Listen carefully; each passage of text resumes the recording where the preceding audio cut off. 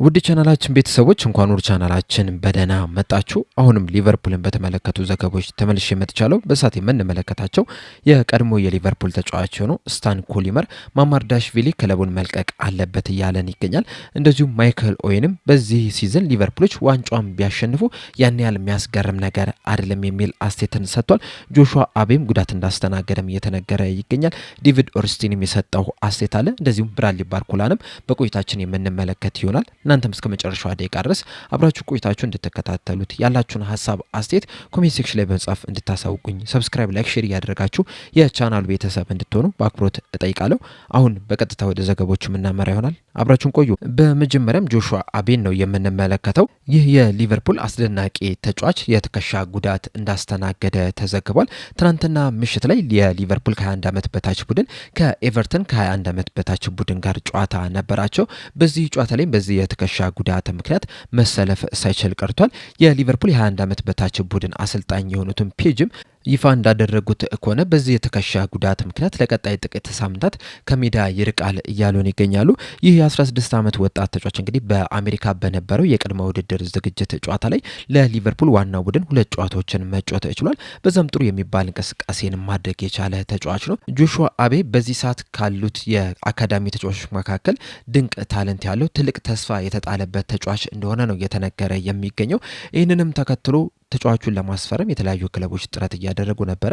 በተለይ ማንቸስተር ሲቲዎች የመጀመሪያ ፕሮፌሽናል ኮንትራቱን ሲፈርም በሳምንት 50,000 ፓውንድም ለመክፈልም ፍቃደኛ ነበሩ። ነገር ግን ሊቨርፑሎች ከፍተኛ ጥረት በማድረግ ይህንን ተጫዋች በዛው በሊቨርፑል ሊያቆዩት ችሏል። እናም በዚህ ሰዓትም እንግዲህ ገና በ16 ዓመቱ ለ21 ዓመት በታች ሆኖ እየተጫወተ ነበረ።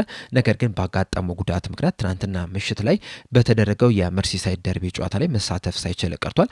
ለቀጣይም ጥቂት ሳምንታትም በዚህ ጉዳት ምክንያትም ወደ ሜዳ እንደማይመለስ ነው እየተነገረ የሚገኘው። ትናንትና ምሽት ላይ የተደረገው የ21 ዓመት በታች ቡድን የደርቢ ጨዋታ 1-1 በሆነ ውጤት ነው ሊጠናቀቅ የቻለው። በጨዋታው ላይ ግን በተለይ የመጨረሻዎቹን 10 ደቂቃዎች ሙርታላ ኒዴ በበረኝነት መጫወት ችሏል። እንደሚታወቀው የተጫዋች የመሀል ሜዳ ስፍራ ተጫዋች ነው። ነገር ግን ደግሞ 80ኛው ደቂቃ አካባቢ ላይ የሊቨርፑል ግብ ጠባቂ የነበረው ሃርቪ ዴቪስ በቀይ ካርድ በመውጣቱ ምክንያት እንደዚሁም ደግሞ ሊቨርፑሎችም የተጫዋች ቅያሬን በመጨረሳቸው ምክንያት ሙርታላ ኒዴን በግብ ጠባቂነት ሊያሰልፉት ችሏል። የመጨረሻዎቹን 10 ደቂቃዎችም በግብ ጠባቂነት ነው መጨረስ የቻለው። በመቀጠልም ብራድሊ ባርኮላን የምንመለከት ይሆናል። ነገ ምሽት 3:45 ላይ ፒኤስጂዎች ከሬንስ ጋር የፈረንሳይ ሊግ የመጀመሪያ ጨዋታቸውን የሚያደርጉ ይሆናል።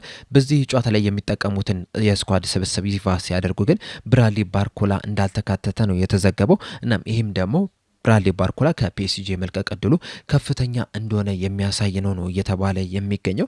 እንደሚታወቀው ሊቨርፑሎች ይህንን ተጫዋች ለማስፈረም እንግዲህ ላለፉት ሳምንታት ከፍተኛ ጥረት እያደረጉ ነው የሚገኙት። በተለይ በቅርብ ጊዜያቶች ደግሞ ይህ የዝውውር ሂደት ይሳካል ተብሎ ይጠበቃል እና ምናልባትም የዚህ ተጫዋች የመልቀቅ እድሉ ከፍተኛ ስለሆነ ሊሆን ይችላል ይህንን ተጫዋች በዚህ የስኳድ ስብስብ ውስጥ ያላካተቱት እየተባለ ነው የሚገኘው። በእርግጥ ከዚህ ቀደም አንድ የፒኤስጂ አመራር እንደተናገሩት ከሆነ በእንደዚህ አይነት ሁኔታ ውስጥ ያለን ተጫዋች በተለይ ክለቡን ሊለቅ ይችላል የሚባል ተጫዋች አሰልፈህ ከምታገኘው ጥቅም ይልቅ ጉዳቱ ስለሚያመዘን ብዙ ጊዜ እንደዚህ አይነት ተጫዋቾችን ጨዋታ ላይ እንዲሳተፉ አናደርግም የሚል አስተያየትን መስጠቱ አይዘነጋም። እናም ምናልባትም በዚህ የስኳድ ስብስብ ውስጥ ብራድሊ ባርኮላን ያላካተቱት በዚህ ምክንያት ሊሆን ይችላል። በአጠቃላይ ግን ሬንስን ለመግጠም ከሚጓዘው ስኳድ ውስጥ ግን ብራድሊ ባርኮላ እንዳልተካተተ ተዘግቧል። ከክለቡ ይለቃል ወይስ አይለቅም የሚለውን ግን በቀጣይ ጥቂት ቀናቶች የምንመለከት ይሆናል። ምክንያቱም የዝውውር መስኮቱ ሊጠናቀቅ በጣም ጥቂት ቀናቶች ብቻ ናቸው የቀሩት። ምናልባትም 10 እና 11 ቀን ብቻ ነው የቀሩትና በእነዚህ ቀናቶች ውስጥ ደግሞ የተጫዋች የማይዘዋወረ ከሆነ በቀጣይ ዓመትም በፒኤስጂ የምንመለከት ይሆናል። አሁን ባሉት መረጃዎች መሰረት ግን ብራድሊ ባርኮላን ፒኤስጂን ይለቃል ተብሎ ነው የሚጠበቀው። በመቀጠልም ዴቪድ ኦሪስቲን የሰጠውን አስተያየት ነው የምንመለከተው። በያኩባ ሚንቲ ዙሪያ በሰጠው አስተያየት ሊቨርፑሎች ይህንን ተጫዋች ለማስፈረም ከፍተኛ ፍላጎት አሳይቷል። 2 ጥያቄዎችንም አቅርበው ነበር። ነገር ግን እነዚህ 2 ጥያቄዎች ውድቅ ሊደረጉ ይችላል። ከዚህ በኋላም እንግዲህ 3ኛ ጥያቄ ያቀርባሉ ተብሎ ይጠበቃል። እናም ይህንን ተጫዋች የማስፈረም እድል አላቸው። ነገር ግን ደግሞ በዚህ ሰዓት ያኩባ ሚንቲን ብቻ አይደለም እየተመለከቱ የሚገኙት ሌሎች ተጫዋቾችን እየተመለከቱ ነው የሚገኙት። እናም ብራይተኖች ለያኩብ ሚንቴ ከፍተኛ ገንዘብ የሚጠይቁ ከሆነ ፊታቸውን ለማዞርም ዝግጁ ናቸው እና ሌሎች ተጫዋቾችን በሱ ምትክም ሊያስፈርሙ የሚችሉበት እድል አለ እያለን ይገኛል። እናም ሊቨርፑሎች ያኩብ ሚንቴን የሚያስፈርሙት ትክክለኛው ገንዘብ ከተጠየቁ ብቻ እንደሆነ ነው እየተናገረ የሚገኘው። ዴቪድ ኦርንስቲን እንግዲህ ከዚህ ቀደም በተለይ ጠዋት ላይም ነግሬያችሁ ነበረ ብራይተኖች ለዚህ ተጫዋች ወደ 70 ሚሊዮን ፓውንድ አካባቢ የሚጠጋ ገንዘብ ይፈልጋሉ እያለን የሚገኘው። ሊቨርፑሎች ግን ይህን ያህል ገንዘብ ለመክፈል ግን ፍቃደኛ ናቸው ወይ እስካሁን ድረስ አልተረጋገጠም። ነገር ግን አሁን ላይ እየወጡ ባሉ ዘገቦች መሰረት ሶስተኛ ጥያቄ ለማቅረብ ተዘጋጅቷል እየተባለ ነው የሚገኘው። በቀጣይ ጥቂት ቀናቶች ውስጥ በያኩብ ሚንቴ ዙሪያ ጥርት ያሉ መረጃዎችን እናገኛለን ተብሎ ይጠበቃል። ወይ ሊቨርፑሎች ያስፈርሙታል፣ ካልሆነ ደግሞ ፊታቸውን አዙሮ ሌሎች ተጫዋቾችን ሲያስፈርሙ ልንመለከት የምንችልበት እድል እንዳለ ነው እየተናገረ የሚገኘው። በመቀጠልም የቀድሞ የሊቨርፑል ተጫዋች ሆነው ማይክል ኦዌን የሰጠውን አስተያየት ነው የምንመለከተው። በዛሬው ዕለት ከዴይሊ ሜል ጋር ባደረገው ቆይታ ላይ በሰጠው አስተያየት ሊቨርፑሎች የዘንድሮን ሲዝን ወይም ደግሞ የ2026/27 የውድድር ዘመንን የፕሪሚየር ሊግ ዋንጫ ቢያሸንፉ ያን ያህል የሚያስገርም አይደለም። ምክንያቱም በቡድን ውስጥ አሁንም በጣም ጥሩ የሚባሉ ተጫዋቾች አሉ። እንደዚሁም ደግሞ ከዚህ በኋላ በቀሩት የዝውውር ቀናቶችም አንድ ሁለት ምርጥ የሚባሉ ተጫዋቾችን ማስፈረም የሚችሉ ከሆነ ዋንጫውን ሊያነሱ የሚችሉበት እድል አላቸው።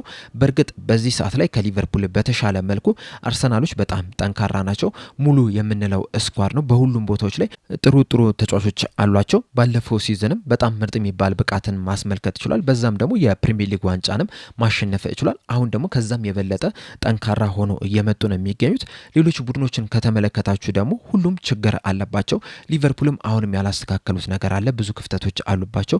ማንቸስተር ሲቲዎችም በተመሳሳይ መልኩ የራሳቸው ፈተና አለባቸው። ቼልሲዎችም እንደዚሁ፣ ማንቸስተር ዩናይትድም እንደዚሁ፣ ቶተናሞችም እንደዚሁ የራሳቸው የሆነ ክፍተት አሉባቸው፣ ችግሮች አሉባቸው።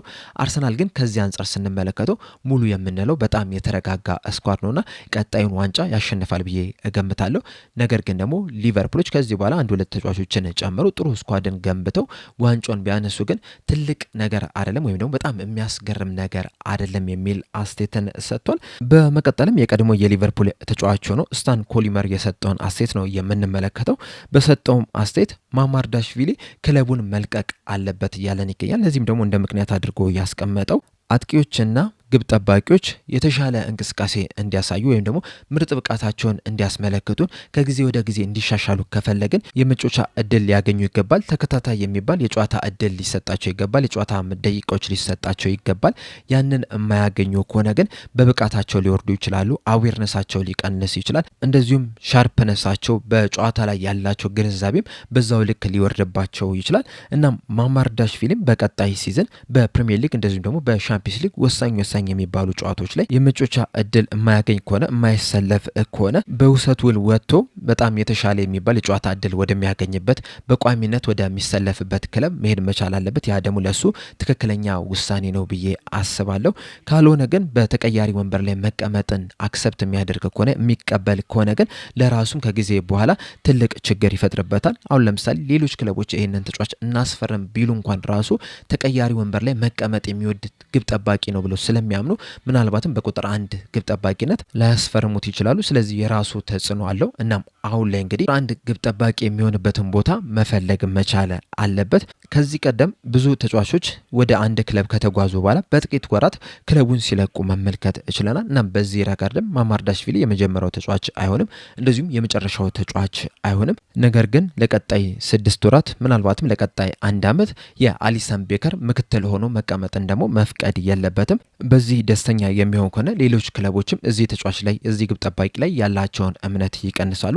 አሁን ለምሳሌ ጄምስ ትራፎርድን ከተመለከትን ወደ ማንቸስተር ሲቲ ከማቅናቱ በፊት ቁጥር 1 ግብ ጠባቂ ነው የነበረው። ነገር ግን ወደ ማንቸስተር ሲቲ ካቀና በኋላ ቁጥር 2 ግብ ጠባቂ ሆኖ 1 ዓመቱን ማባከን ይችላል። ከዛ በኋላም እንግዲህ ወደ ትልቅ ክለብ መሄድ የሚችልበትን እድል አጥቶታልና አሁንም ማማርዳሽቪሊ እንደዚህ አይነት ነገሮች እንዳይከሰቱበት ማድረግ መቻል አለበት።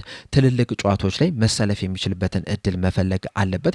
በሊግ ካፕና በኤፍኤ ካፕ ላይ ብቻ አይደለም መጮት ያለበት። ስለዚህ አሁኑኑ ለክለቡ ወይ በቋሚነት አሰልፉኝ፣ ካልሆነ ግን በውሰቱን ልውጣና ሌላ ቦታ ሄጄ በቋሚነት ልሰለፍ የሚል ጥያቄን ማቅረብ አለበት የሚል አስተያየትን ሰጥቷል። ማማርዳሽቪሊ ወደ ሊቨርፑል ሲመጣ እንግዲህ ትልቅ ተስፋ ተጥሎበት ነበረ የመጣው። የአሊሰን ቤከርም ተተኪም ይሆናል ተብሎም ተጠብቆ ነበረ። ነገር ግን ባለፈው ዓመት ባሳያቸው አንዳንድ እንቅስቃሴዎች ደጋፊዎች እሱ ላይ ያላቸውን እምነት ቀንሰውታል። እንደዚሁም አሰልጣኙም ብዙ እምነትም አልጣለበትም ነበረ። ዘንድሮ ይህን አሻሽለዋል እስካሁን ድረስ ያየነው ነገር አይደለም። ምናልባትም ከዚህ በኋላ እንግዲህ አሊሰን ቤከር የሚጎዳ ከሆነ በደንብ የምንመለከት ይሆናል። እንደ አጠቃላይ ከተመለከትን ግን አሊሰን ቤከርን ይተካል ብሎ ማመን ትንሽ ይከብዳል። ለዛም ነው እንግዲህ ተቀያሪ ወንበር ላይ የተቀመጠው። ምናልባት ባለፈው ዓመት ማማርዳሽቪሊ ምርጥ ብቃቱን አሳይቶ ቢሆን ኖሮ በዚህ ዓመት አሊሰን ቤከር በሊቨርፑል ላይ ቆይ የሚችልበት እድል ነበረ። ነገር ግን ክለቡ በማማርዳሽቪሊ ላይ ሙሉ ለሙሉ እምነት ስለሌላቸው ይመስለኛል አሊሰን ቤከር በዚሁ በክለቡ እንዲቆይ ያደረጉት እንጂ ማማርዳሽቪሊ ምርጥ ቢሆን ኖሮ በዚህ ሰዓት አሊሰን ቤከር የጁቬንቱስ ተጫዋች ይሆን ነበረ። ከዚህ በኋላም እንግዲህ ማማርዳሽቪሊ የአሊሰን ቤከር ትክክለኛው ተተኪ ይሆናል ብዬ አላስብም።